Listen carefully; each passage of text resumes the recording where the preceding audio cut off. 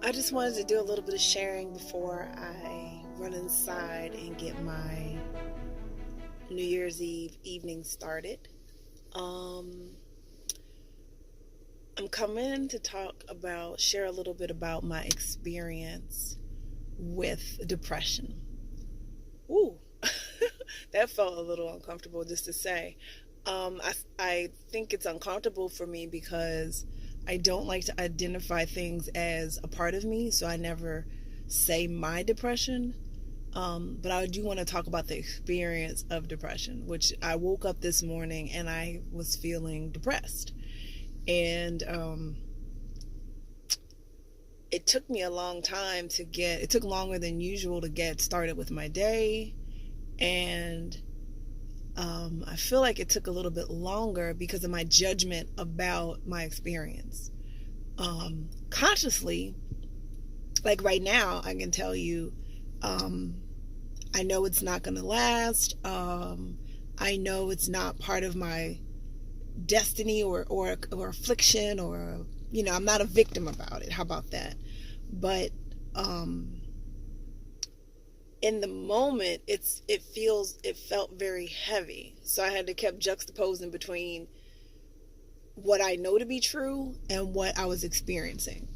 It can be somewhat challenging to get out of an experience while you're in it, regardless of what information you know. As much as I know about gratitude, as much as I know about alignment, as much as I know about language and choosing my choices and focus, and as many tools as I have, it was challenging. Um, but I decided that I was worth the work, and I decided to focus on my path of least resistance, which was to go to sleep. So I had gotten up to do my regular routine and go. My regular routine is what I'm called to do in the morning, whether that's walk or exercise, or it's not just of specific things necessarily. And so this morning I wanted to meditate, and I wanted to stretch my body and maybe watch a YouTube video, something inspirational. And I went to sit in my meditation chair, and I just felt overwhelmed with wanting to lay down. I couldn't move. And I kept fighting myself to stay awake and stay conscious and not sink. It wasn't working. And so finally I told myself, just the least you could do with whatever thoughts or I could feel coming was to go. Don't fight, just go lay down. Just go. And I woke up and it was almost 12. And I was like, wow.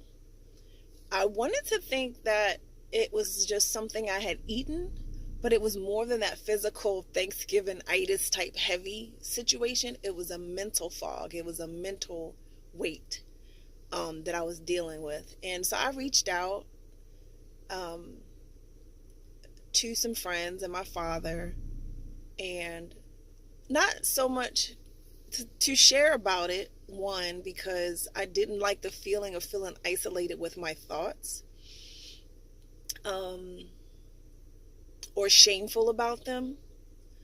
So I needed to be vulnerable with someone while I was feeling that, without feeling like I was, burdening anybody, or um, it was a lot going on, because I don't want to call someone and feel like I'm transferring my energy to them, or um, infecting them with my low vibration or anything like that. And then, but I needed help. I needed to talk through it with someone, and so I had to go somewhere deeper to know that regardless of what I'm told, I can have this conversation with my father, my best friend, somebody I know who loves me and cares for me and adores me. And they don't necessarily have to have the right words to say or anything, but it's definitely the energy of knowing that I'm cared for in that space. Um, and also why my father is a good person to talk to, because the part about worrying about burdening someone else, that ain't getting ready to happen.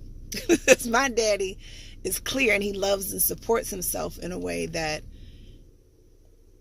he's not gonna jump in my story and I get off the phone with him and I feel better and he feels worse. That's a thing that goes through your head. You know, it was going through my head. So I'm trust enough in the relationship and the person that my father is that that's not an issue. So that was a good thing too. I'm glad that I do enough work outside of that episode that I was able to, that I didn't dip too far out of myself. And so slowly things begin to feel better and better and better and better. And you know, now I'm at a space where I feel really good about my evening and what's to come. So I guess my takeaway and my purpose for sharing is to just let people know that it's okay. You know, it's okay to ask for what you want. It's okay to own how you feel. And it's about time that we all stop feeling so shameful about everything or anything. You know, we're all beautiful people, but the more we tap into each other, we realize that a lot of us are going through the same thing and or similar base things, and we get to be free with that. We get to be free. We just get to be free. Oh, and then soon as I got off the phone with my father, one of the suggestions in my notifications was the Red Table Talk, and guess what they were talking about? Depression. And so I just love my life and the fact that that's pretty much what I needed. I needed to hear that story about Jada and Cuddy, and how it's not just you, and you're not here by yourself, and the people you look up to, or the people you find that are strong, or I don't like the word strong, but people that feel good, like their energy feels good, they also may be going through something as well. So I thought for myself, I could be vulnerable and share as well, so that anybody is looking at me like that and says, you know, Querin is the bomb, you know, because I am. And along with that bomb status is also being in integrity with myself and with you and with my life. So that's all I have for now. Merry Christmas Eve. Hope that you are living a joyful life and integrity with yourself, and you're always doing your best, and you give yourself credit for always doing your best, and don't compare your best to anybody else. What you are doing for yourself is for you. How you're growing, you know, what you're connected to, how you love yourself, that is not to be measured against anybody else. You can use people. I use people for inspiration, but I don't compare myself to other people consciously. And then when I do it subconsciously, I correct myself because it doesn't feel good. Okay? Love you. Happy holidays. Couple more hours. Merry Christmas. And I'll connect with you soon. Bye. Hello. I am adding a little bit to this video a couple days later. So the first part of the video is Christmas Eve. Today is the day after New Year. So the day before Christmas, the day after New Year, after the New Year. I wanted to just check in and tell you about my process and progress from where I was during that time of feeling low in energy and just low energy, and what I did. If you can't be too surprised that it had something to do with gratitude and just being very grateful for where I was, what I was experiencing in that moment, you know, connecting with friends, and just being honest about how I felt, but not so focused on it that I couldn't make room to feel any other kind of way. So I think that was very important in that process. I'm purposely sitting on the floor next to this painting because I just think it's really nice.